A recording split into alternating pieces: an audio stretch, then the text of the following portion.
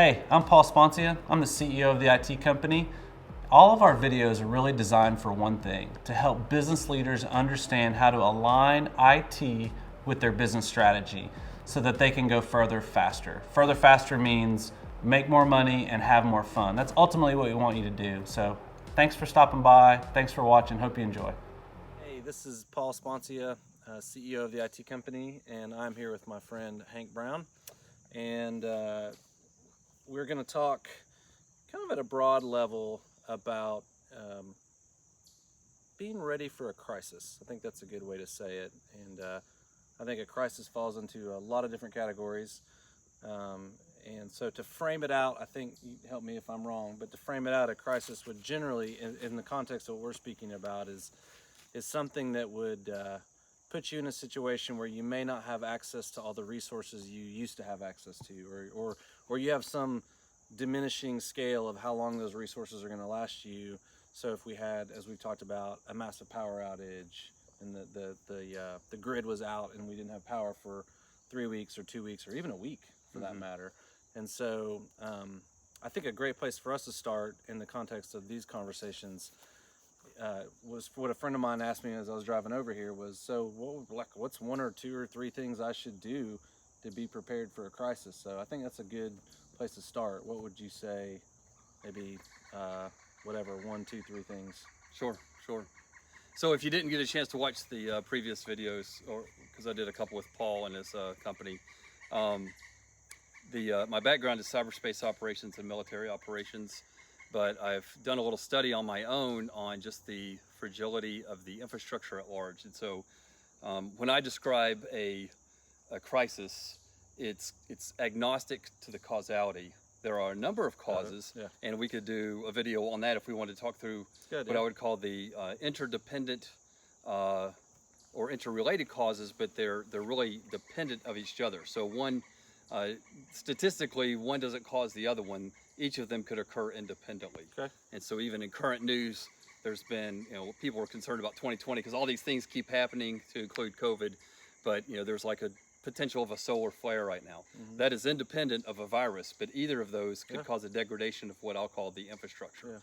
And so for our conversation, the infrastructure is the support system around us that includes, it's typically centralized to electricity and the internet, but then all of the other services that are tied to those that would either not exist or be significantly degraded without those two. Good.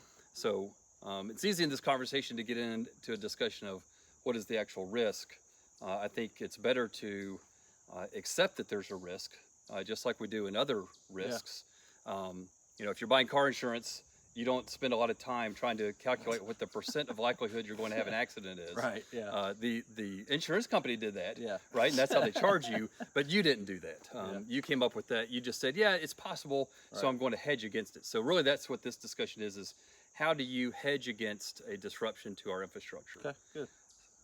So, so the difference is in other risks, those hedges can be provided by an outside provider, an insurance company, for instance. When it comes to hedging against disruption to our infrastructure, there's nobody currently providing a hedge against that. We do have emergency services, but they would be focused on critical needs, and potentially, if it was widespread, there would be more needs than there are resources for it. They'd be overwhelmed. And then there's also a unique consideration to this one, and I wrote about it a little bit in my book, and that is in other emergencies, and I could even use like my Marine Corps experience. So I might have volunteered to go somewhere and be in harm's way to serve, but I never had to make that decision in the context of leaving my family who might be at a greater risk because I'm gone. And so if we have a disruption to our infrastructure, that puts a very unique and really awful burden on our emergency service providers. And that includes both like police and fire, but also just, workers at factories who are part of the supply chain, or, people that work at the power company who might, if they feel that their family is at risk, then they're going to have a very real tension of leaving their family perhaps more exposed. And so you do see some examples of this historically. I think some emergency service providers struggled with this decision during Hurricane Katrina, maybe during Sandy. we certainly could look for more examples, and we hope that they never arise. Yeah. So since there is no hedge, if you will, provided by an outside, and no insurance provided by an outside organization that's meaningful to you as an individual or you as your family, it's my opinion that you need to provide your own. We have a very efficient supply chain in the United States, which leads to competition and decreased prices, and we benefit from that every day. But part of one element of that is in most cases there's no warehouses full of supplies that are part of that supply chain. They figured out mathematically how to eliminate those because that reduces the overall cost. Kind of what happened with COVID. Sure, we absolutely. ran out of toilet paper or whatever we ran out of. Right. The supply chain never had that in mind. Right. So yeah, excellent example, and it's also a good example of how unpredictability could arise. Yeah. So when the infrastructure is working well, we are pretty good at predicting what people's needs are based off of historical data.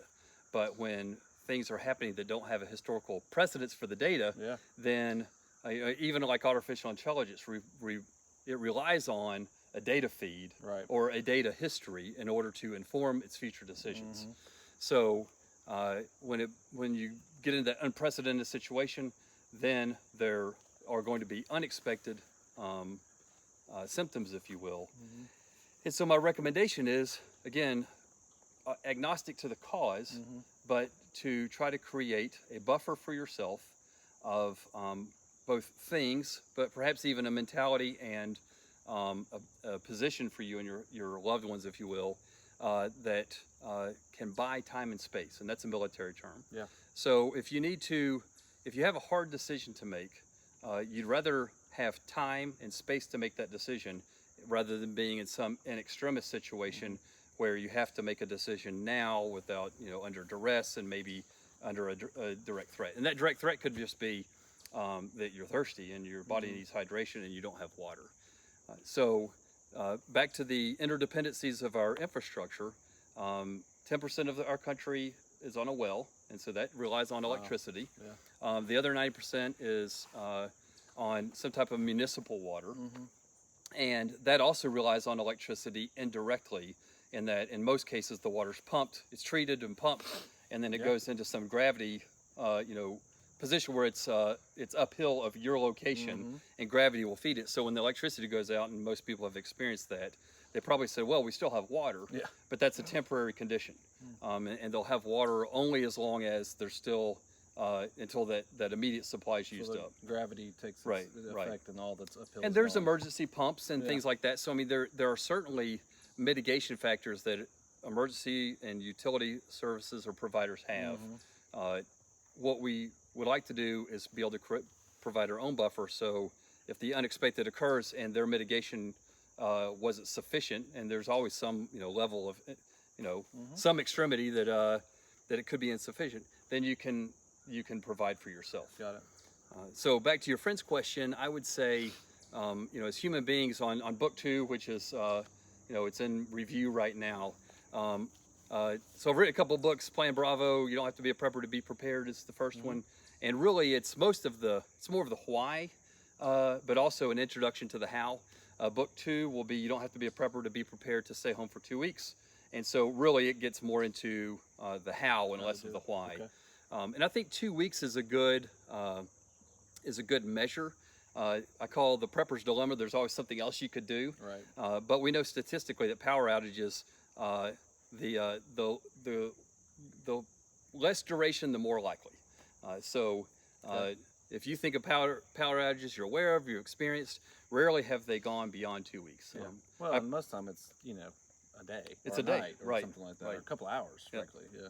So I will provide one distinction, and that is a disruption where we know what the causality is less concerning than one that just occurs and we don't know why. Got it. Okay. And so I think that if you're preparing for a disruption where the electricity goes out and you look at your cell phone and it says no service, so you find yourself in an immediate vacuum of information.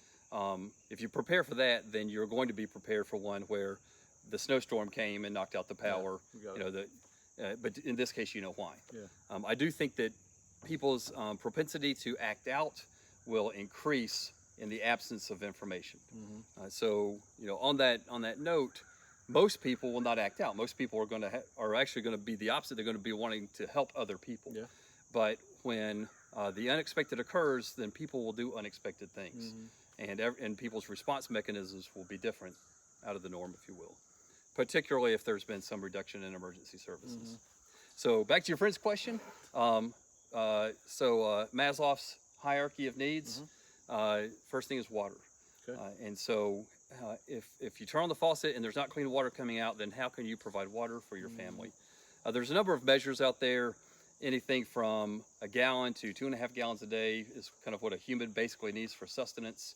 Part of that comes down to how much hand washing are you going to do. I think with 2.5 gallons, you could even kind of take a little bath with a washcloth type thing. I don't even think about that. Like, it's not even just about drinking water. It's about the fact that you bathe and wash your hands and stuff. That's right. So if the power's out for some significant period of time, especially we're aware of this during COVID-19, you need to still conduct hygiene. Yeah. When disasters occur, you might note that a lot of people die from things like dysentery. It's not the disaster that killed them. It's not even dehydration. It's lack of clean water that killed them. So having water on hand and/or the ability to make water, and that's a very situationally dependent thing, depending on where you live and how much space you have. But all those can be good ideas and can be relatively inexpensive.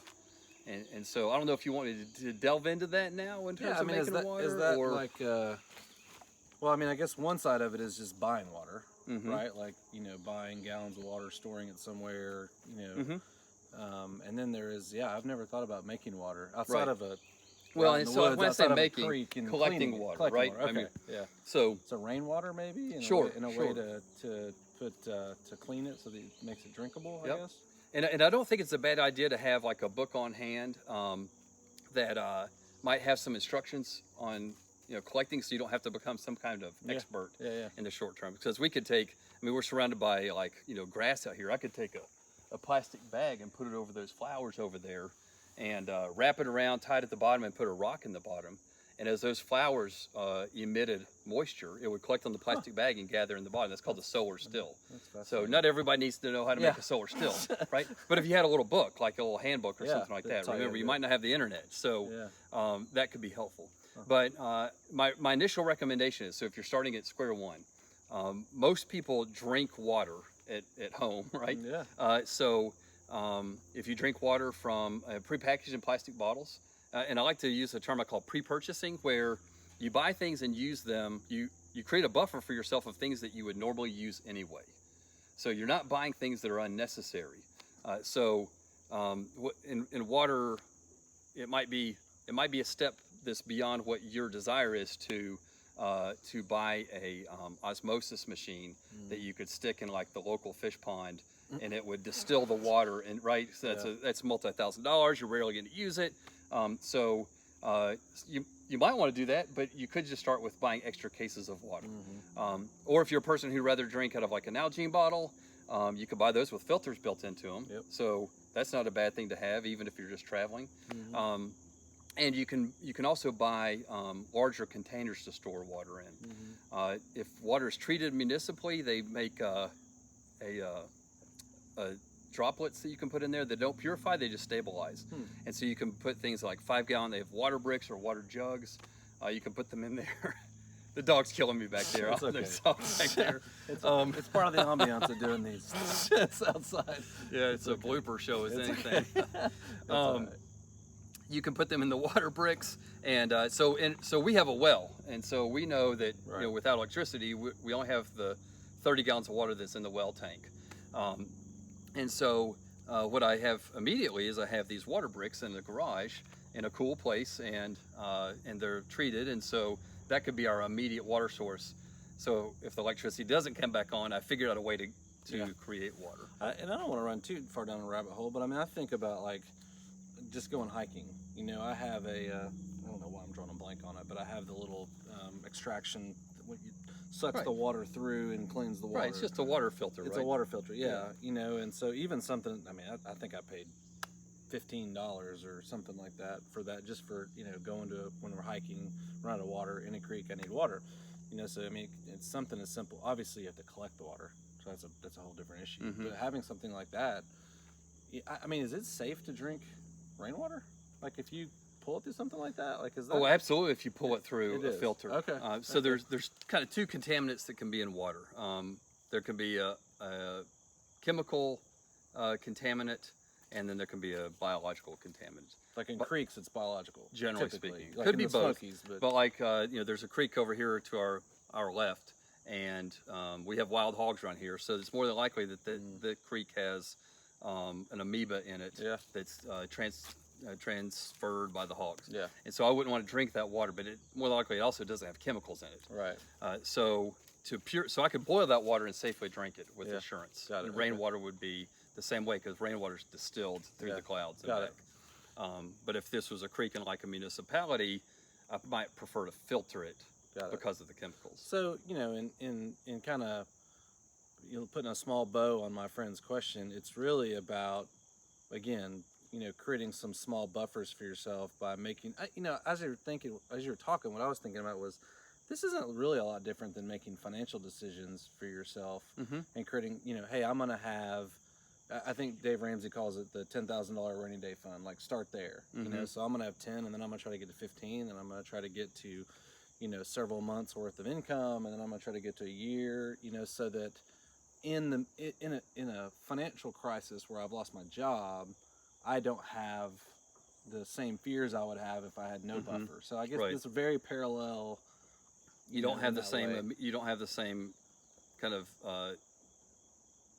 feeling of panic. You know that you can provide for yourself. You might make better decisions because you're not making rash decisions. Yeah. So water is an example, but on all those things, I would recommend. And again, I even break this down in book 2 pretty well. An incremental approach so that it's palatable. We all have a plan A in our life, and that's what's more than likely going to happen. So the plan B or plan Bravo is that self-insurance. So we shouldn't, in my opinion, the majority of our efforts should not be toward the plan Bravo. Right. It should be, we do these small things to build up a buffer over time, and it's, look at the basic needs. It's water, it's food, it's shelter, and then there's components of the shelter as well. But if you can cover on all those basic needs and not expose yourself to risk, then now you can determine what's going on, keep yourself in a safe place, and make decisions without being under duress or less duress on how you might act in the future. And I mean, I think that's true. You should have this in business planning as well. I mean, all plans should have, you should create a way to create time and space for yourself. So sometimes in military operations, if the forces find themselves at a disadvantage, they might decide they're going to withdraw from the battlefield, but if they can maintain some level of discipline, they want to have resources in place so they can withdraw in an orderly way. And by doing that, they've bought time and space in order to make good decisions. Yeah. And so as a Marine, one of the most famous withdrawals was the withdrawal in Korea, where the Marines withdrew while surrounded by Chinese and North Korean enemy, but they did it in an orderly fashion and then retained the ability to fight another day at the time and place of their choosing. That's fascinating. Yeah, I was thinking about the business side of it, and I think that naturally, in my world right now, and probably most people that would listen or watch this, that's what they're thinking about is the business piece of it. And we've talked about business planning as a company, for a long time, and we do a lot of preparedness planning, and a lot of that has to do with creating the right financial buffers, because that's typically in a business one of the biggest risks is financial. But we ran across it. I shared with you, and I don't mind sharing it, that I tested positive for COVID. Well, 2 more people in our organization tested positive for COVID, and immediately I thought, man, what if like 9 people tested positive for COVID? Like that's half of my company. Like, like what are the plans in place? And so we started putting plans in place of how would we handle that, but also how do we make sure that in this crazy time we keep separation of our team so that the people that have to deliver service are never all together at the same time, so that the risk is lower of us, infecting each other, in that way. So I don't know that people necessarily. I never thought of that. Like I never thought of a pandemic. I have all these plans in place for fire, natural, all these different things, but we didn't. We even have an active shooter plan, but we didn't have a pandemic plan. That's right. And now we're putting one together. And I guess, do you have any thoughts on just as we maybe wrap this one up, like from a business perspective, like as a Marine, like what would be the things you would tell somebody from a business perspective in that way? What kind of things would they do? Maybe if you can think of any. So I think that as human beings, optimally we live and work in community with each other, and we gain efficiencies from that. And so again, that's kind of the plan A, right? And if we go buy insurance, we've taken money that could be earning or providing for entertainment or something like that, and we're hoping we never need that, but we've created an inefficiency, if you will, in our finances by buying insurance. And I'd say that whether you're buying extra canned green beans to keep on the shelf at home, or you're having a methodology to have not all of your employees at work at the same time, that's an inefficiency that actually reduces the performance of your home. Or because at home, if you buy those extra green beans, that's you still could have bought something else with that. You take up space that you would right. But by creating those, so you have to determine what tension works for you, accepting some inefficiencies in order to mitigate risk. Yeah, I read an article from a local guy. It was really well done, and he talked about their business philosophy. And one of the things he talked about is they will actually make business decisions for flexibility purposes. So they'll only sign a 1-year contract. It may cost them 20% more, but they want to have the flexibility that if something in changes, that they can get out of that very easily. So there's a pretty interesting mentality, and there's a really good book by Jim Collins called Great by Choice, where he actually, I don't know if you've read it or not, but he Collins is a climber. I've read a couple of his books, but I haven't read that one. Yeah, he's a climber, and this one is all about how companies have decided to be great by making these choices. And a lot of it is actually the stuff you're talking about.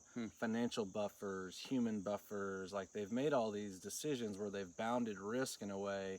They haven't gone crazy and pulled in and been super conservative and done nothing, but they've created the right buffers so that they could survive anything whatsoever. And he uses, as a researcher, he uses very specific examples of the companies that have done that. So I think, to wrapping it up, the thing I would take away from it is maybe take your team, huddle up. It doesn't have to be complicated. Huddle up and say, simple's better. Yeah. What are 3 things we could do as a company? What are 3 things we could do as a family that would create an extra 2 weeks of space and time for us? In your words, and that can be as simple as when you go to the grocery store, pick up one of those, 2 of those 10-gallon things of water and stick them in a closet somewhere. That's right. It doesn't have to be complicated. Well, and you could, if you know the buffer you're trying to build, then you can even shop sales to do that. Yeah. And so in effect, you may even save money doing it. Yeah. And in terms of the coordination with the family or within an organization, I think short conversations where everybody's just kind of tuning in on this topic from time to time would help, so that if something like this did happen, people would be less would be caught, quite as flat-footed, if you will. Yeah, that's good. All right, well, thanks for joining us.